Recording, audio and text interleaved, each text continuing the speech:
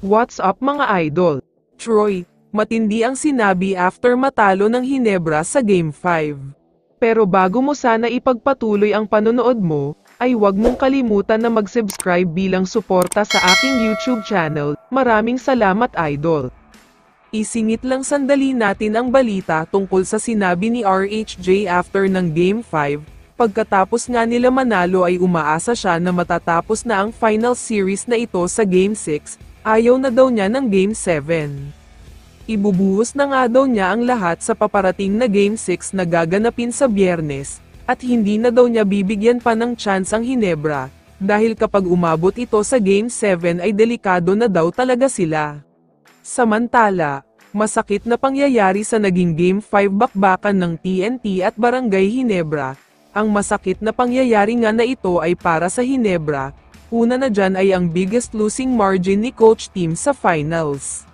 For the first time sa PBA career niya, ngayon lang siya tinambakan ng ganito kalaki sa finals. Usually natatambakan siya sa elimination o early part ng playoffs, pero ngayon lang nangyari na tinambakan siya ng mahigit 30 points. Ang pangalawang pangit na nangyari para sa Hinebra ay tungkol kay Justin Brownlee. Ito na din ang lowest scoring contribution niya sa buong PBA career niya. Umiscore lang siya ng 8 points dahil napakapangit talaga ang laro niya.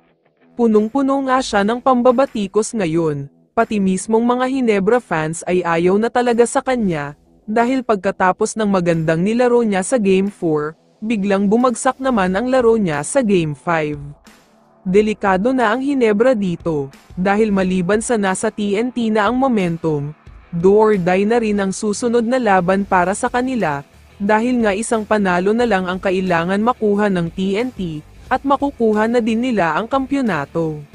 Pero mukhang hindi hahayaan ni Troy Rosario yan, dahil pagkatapos matalo ng Hinebra sa Game 5 ay may mabigat siyang sinabi.